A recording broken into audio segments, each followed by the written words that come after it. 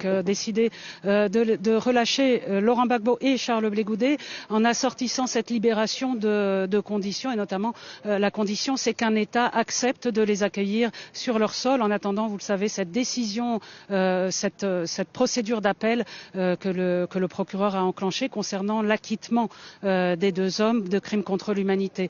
Ils devraient donc être libérés assez rapidement. Alors, ce qu'ont expliqué les juges dans leur décision, c'est que dans un premier temps, ils devraient être pris en charge par les autorités néerlandaises, le temps qu'un État accepte de les accueillir sur leur sol, le temps que les procédures, en fait, pour que cet État les accueille soient réellement faites.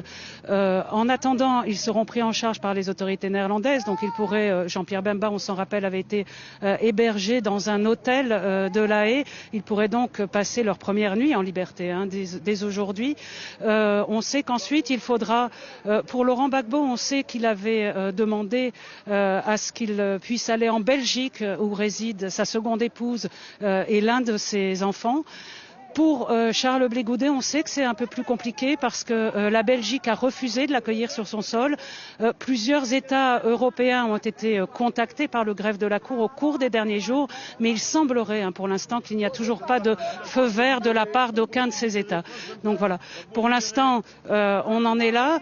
Donc il devrait sortir très rapidement, d'abord pris en charge par les autorités néerlandaises et ensuite il devrait rejoindre l'État qui acceptera de les accueillir. Pour Laurent Gbagbo, la Belgique, et pour Charles Blé Goudet, on ne sait pas encore.